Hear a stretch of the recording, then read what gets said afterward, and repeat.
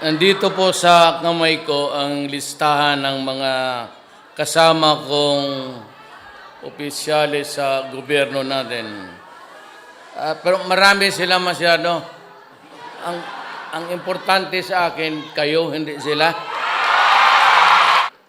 Pagpunta mo ng Pilipinas, may police, customs, o immigration at humihingi sa iyo ng pera, sampalin mo. Sabihin mo, sabi ni Mayor doon sa Japan pagpunta niya, putang inan, huminti talaga kayo. Ako'y, sampalin mo. Tapos, you create a scene. Magsigaw ka, magbastusin mo. Tapos malalaman, marami namang media dyan. O di makukuha nila. Tapos radyo, may dito nagkagulo. Kasi bakit? Hiningan ka ng pera. O kinuha yung mga bagay-bagay mo. Yung nasa bagahe mo, huwag naman tunilada. Siguro mga 10 bag siguro, okay na yan. Pero kung yung sa bag mo at kunin yung mga bagay, huwag kang pumayag. Pagka kinuha yung kunin mo ulit, sabihin mo, hindi yan para sa iyo. Yan lang kasi ang paraan na madisiplina ko lahat eh. At during my time, be assertive sa mga karapatan mo. Huwag ka lang pa-assert sa akin tapos durugista ka pala. Putang ina. Nung nag-oath ako, President, Pilipinas, asawa kong number 1 nandito. Yung number 2 nandito.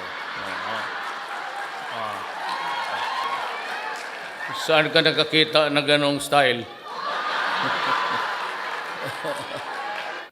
Kaya ako hindi pumayag ng election. Sinabi ko kay Speaker Alvarez.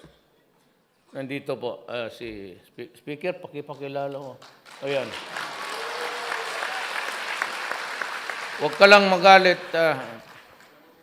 Siya, pati ako pareho. Dalawa ang...